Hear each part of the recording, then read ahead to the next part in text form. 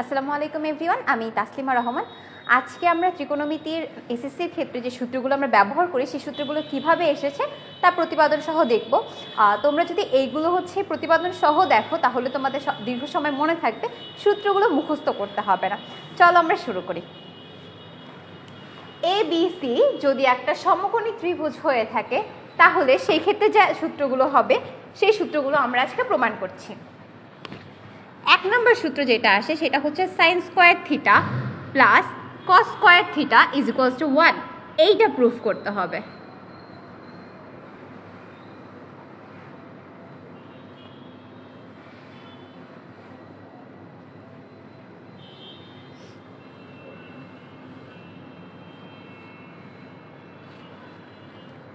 দেখো sin square theta আর cos square theta আমরা গতদিন কি দেখেছিলাম যে এইখানে হচ্ছে পিথাগোরাসের উপপাদ্য আমরা অ্যাপ্লাই করতে পারবো। যদি আমরা পিথাগোরাসের উপপাদ্য আমরা এই জায়গায় অ্যাপ্লাই করি তাহলে এখানে কি লেখা যায়, অতিভুজ স্কয়ার, এখানে অতিভুজ কোনটা এসি, তার মানে অতিভুজ স্কয়ার ইজ ইকুয়ালস টু এইটা যেহেতু থিটা তার মানে এইটার বিপরীত বাহুটা কি আমার লম্ব, তার মানে লম্ব হচ্ছে এখানে এবি, তার মানে এবি স্কয়ার। আর থিটার সাথে যে বাহুটা থাকে সেইটা হচ্ছে সন্নিহিত বাহু বা হচ্ছে ভূমি, এইটার স্কয়ার।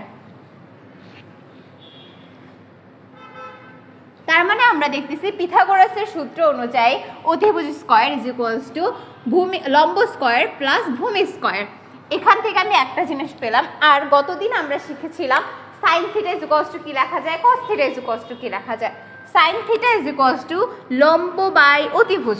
তাহলে আমার এই থিটার ক্ষেত্রে লম্ব কোনটা, লম্ব হচ্ছে এবি, তার মানে আমি যদি লিখি এবি স্কয়ার, আর এখানে অতিভুজ কোনটা, অতিভুজ হচ্ছে AC divided by AC square plus cos থিটার ক্ষেত্রে কি হবে, কস থিটার ক্ষেত্রে হচ্ছে ভূমি বাই অতিভুজ বা সন্নিহিত বাহু বাই হচ্ছে অতিভুজ।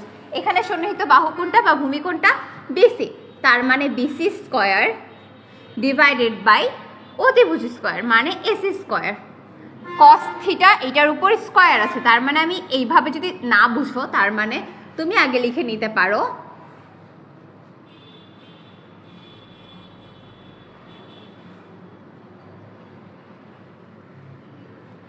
তার মানে এই বিসি বাই এসির উপর হোল স্কয়ার করেছি আমি।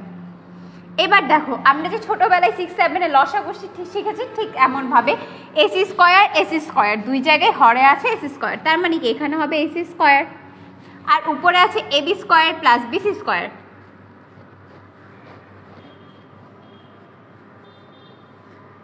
নর্মাল ভগ্নাংশের যোগ করেছি আমি এই ক্ষেত্রে। এবার দেখো পিথাগোরাসের উপপাদ্য অনুযায়ী AB square plus BC square সমান কি আমি লিখতে পারি না এসি স্কয়ার,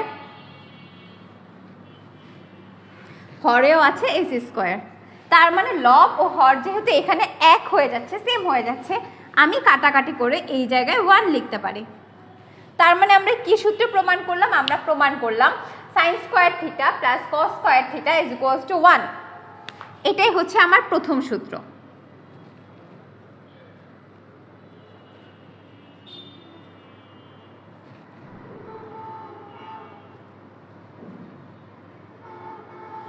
এই সূত্রটা থেকে আমি দুইটা অনুসিদ্ধান্ত পাবো।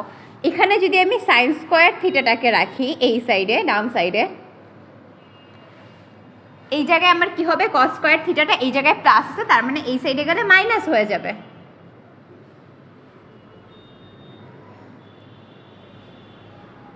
আবার যদি আমি ঠিক উল্টা কাজটা করি, কস স্কয়ার থিটাটাকে যদি আমি এই সাইডে রাখি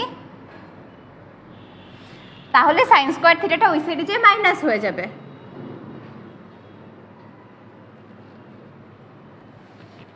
এই তিনটা সূত্র তোমার মনে রাখা লাগবে।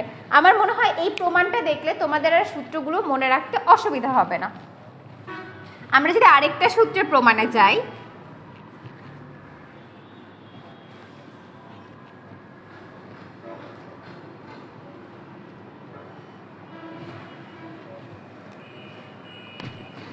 আরেকটা সূত্র আছে sec square theta. Sec square theta is equals to কি হবে, আমরা পড়েছিলাম সেক স্কয়ার থিটা, সেক থিটাটা হচ্ছে অনুপাতটা হয় ঠিক কজের অপোজিটটা, তার মানে হবে এখানে অতিভুজ স্কয়ার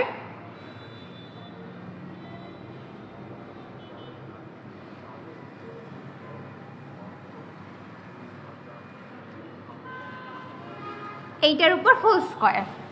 অতিভুজ বাই ভূমি যদি হোল স্কোয়ার হয় তাহলে এই জায়গায় আমি অতিভুজটা কি, এই ত্রিভুজের ক্ষেত্রে এই থিটার ক্ষেত্রে অতিভুজ হচ্ছে এসি,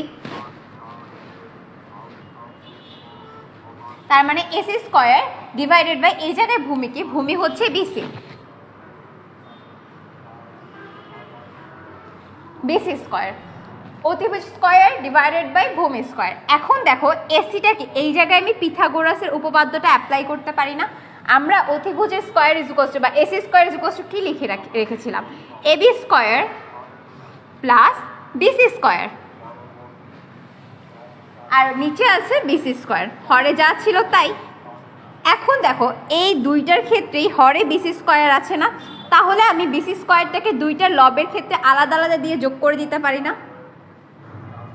তার মানে AB square by BC square plus BC square divided by BC square, BC square divided by BC square, তার মানে এইটা তো কাটাকাটি করে 1 হয়ে যাবে। AB square by BC square, AB কোনটা, এবি হচ্ছে এইটা, বিসি কোনটা, বিসি হচ্ছে এটা। তোমাদের কি মনে আছে আমরা ট্যান থিটার অনুপাতটা কি শিখেছিলাম? Tan theta is equals two ছিল লম্ব বাই ভূমি।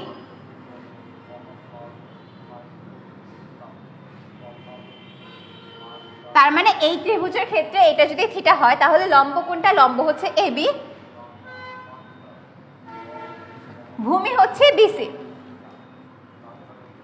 তার মানে কি এই জায়গায় দেখো এবি ডিভাইডেড বাই বিসি, এটার উপর হোল স্কোয়ার আছে, তার মানে AB square divide by BC স্কোয়ারের বদলে আমি লিখতে পারি না ট্যান থিটার উপর হোল স্কোয়ার বা tan square theta plus BC square divided by BC square is equals to তার মানে 1। তার মানে আমরা কি পেলাম, আরেকটা সূত্র আমরা যেটা পেলাম সেটা হচ্ছে sec square theta is equals to 1 plus tan square theta.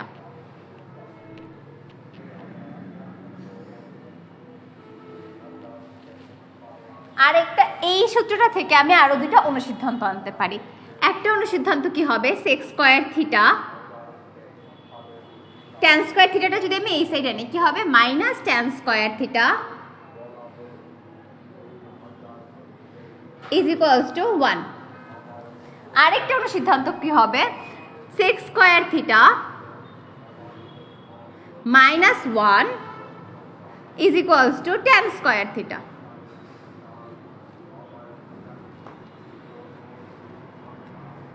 এই অনুসিদ্ধান্ত সহ মেইনলি এই দুটো সূত্র মুখস্থ করলে বা জেনে রাখলে তুমি অটোমেটিক্যালি এই দুটো অনুসিদ্ধান্ত বের করতে পারবা, প্লাস এই দুটো অনুসিদ্ধান্ত এটা থেকেই বের করতে পারবা। এর পরবর্তীতে আমরা দেখব কট থিটার যে সূত্রগুলো আছে সেই সূত্রগুলো। এখন আমরা কট থিটা ও কোসেক থিটার মধ্যে যে সূত্রটা সম্পর্ক স্থাপন করে সেই সূত্রটার প্রমাণ দেখব।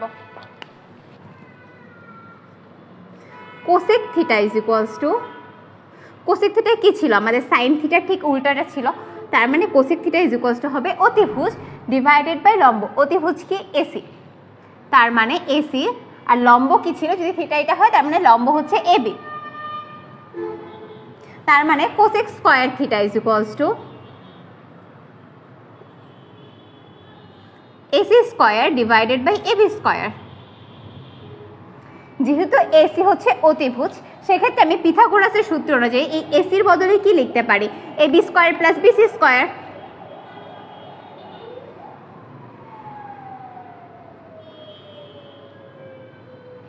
আর নিচে হরে আছে AB square.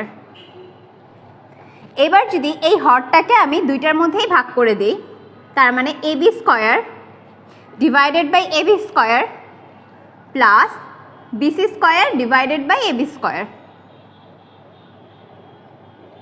AB square divided by AB square, তার মানে এই জায়গায় আমার 1 হয়ে যাচ্ছে।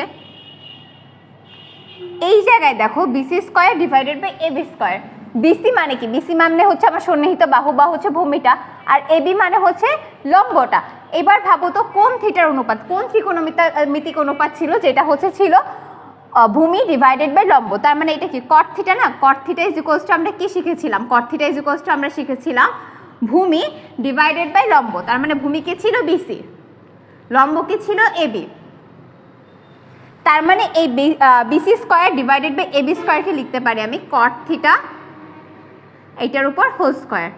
তার মানে আমি সূত্রটা কি পেলাম এই জায়গায়, cosec square theta is equals two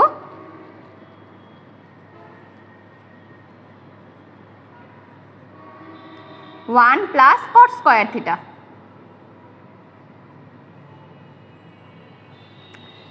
এই সূত্রটা থেকে আমি দুইটা অনুসিদ্ধান্ত পেতে পারি। এক নম্বর যেটা আসবে সেটা হবে cosec square theta minus cot square theta, এইটা শুধুমাত্র এই সাইডে পক্ষান্তর করেছে, ইজ ইকুয়ালস টু 1। আরেকটা যেটা আসবে সেটা হচ্ছে কোসেক স্কোয়ার থিটা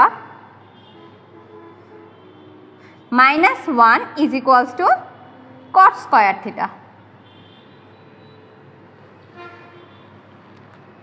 এই হচ্ছে ত্রিকোণমিতির বেসিক তিনটা সূত্র, যে তিনটা সূত্র থেকে আমরা আরও 6টা অনুসিদ্ধান্ত পাই। মোট হচ্ছে 9টা সূত্র, যে মেইন তিনটা যদি তোমরা মনে রাখতে পারো এই 9টা অটোমেটিক্যালি পারবে। আগামীকালকে থেকে আমরা এই 9টা সূত্র ব্যবহার করে ম্যাথ করা শুরু করে দিব বা প্রবলেম সলভিং করা শুরু করব। আজকে এই পর্যন্তই, আল্লাহ হাফেজ।